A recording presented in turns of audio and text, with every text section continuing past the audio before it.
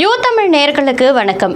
இன்றைய தினம் திருவண்ணாமலை அண்ணாமலையார் கோவில்ல திருக்கார்த்திகை தீப திருநாள் கோலாகலமா கொண்டாடப்பட இருக்கு. இன்னைக்கு அதிகாலை பரணி தீபம் ஏற்றப்பட்ட நிலையில ஆயிரக்கணக்கான பக்தர்கள் கலந்துகிட்டு பக்தி முழக்கமிட்டு சுவாமி தரிசனம் செஞ்சுட்டு இருக்காங்க.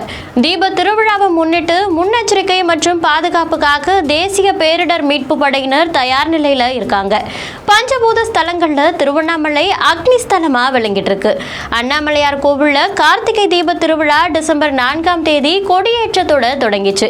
இதை தொடர்ந்து அருணாச்சலேஸ்வரர் கோவில்ல தினம்தோறும் காலை மற்றும் மாலையில பஞ்சமூர்த்திகள் மாட வீதி உலா. இதை தொடர்ந்து அருணாச்சலேஸ்வரர் கோவில்ல தினம்தோறும் காலை மற்றும் மாலையில பஞ்சமூர்த்திகள் மாட வீதி உலா தீபமும் ஏற்றப்பட்டு இருக்கு.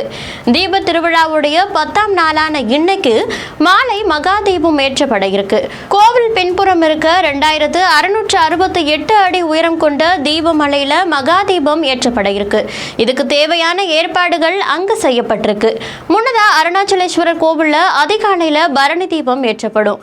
அண்ணாமலையார் கோவில் கருவறையில இன்னைக்கு அதிகாலை 4 மணிக்கே பரணி தீபம் ஏற்றப்பட்டுச்சு. பரணி தீபத்தை பக்தர்கள் காணும் வகையில கோவிலுக்கு உள்ள 7500 பேருக்கு அனுமதி அளிக்கப்பட்டிருக்கு. பரணி தீபத்தை பார்க்கறதுக்காக அனுமதி சீட்டை பெற்றவங்க அதிகாலை 2:30 மணியில இருந்தே கோவில்ல அனுமதிக்கப்பட்டாங்க.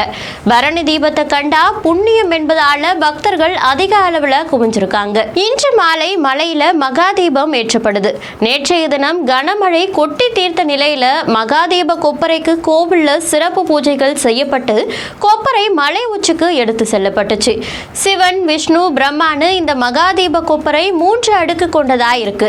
பஞ்சலோகத்தால செய்யப்பட்ட இந்த கொப்பரையில பக்தர்கள் காணிக்கையா செலுத்திய 4500 கிலோ நெய் மற்றும் 1500 மீட்டர் காடா துணிகளால திரி பயன்படுத்தி இன்னைக்கு மாலையில மலையில மகாதீபம் ஏற்றப்பட இருக்கு. இந்த மகாதீபத்தை காண 11500 பேருக்கு அனுமதி வழங்கப்பட்டிருக்கு.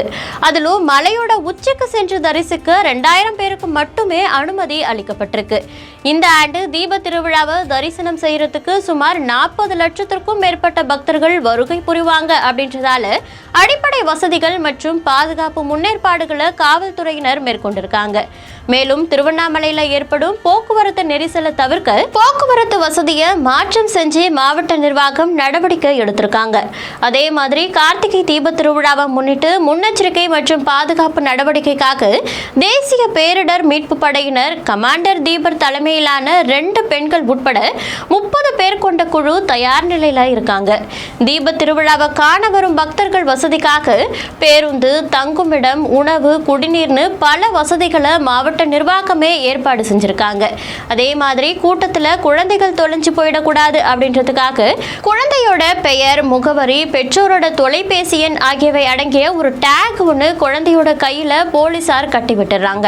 கூட்டத்துல குழந்தைகள் தொலைஞ்சு போனா அவங்கள இந்த டேக் மூலம் எளிமையா கண்டறியலாம் அப்படின்னு போலீசார் தெரிவிச்சிருக்காங்க. திருவண்ணாமலையில ஏற்பட்ட நிலச்சரிவு, மழை வெள்ளம் காரணமா மகாதீபம் ஏற்றப்படுமா ஏற்றப்படாதான்னு மக்கள் குழப்பத்துல இருந்த நிலையில சில முக்கிய முன்னெச்சரிக்கை நடவடிக்கைகளை செஞ்சு தமிழக அரசு அதற்கு வழிவகை செஞ்சிருக்கிறது மக்களுக்கு மகிழ்ச்சி தரக்கூடிய ஒரு விஷயமா தான் இருக்கு.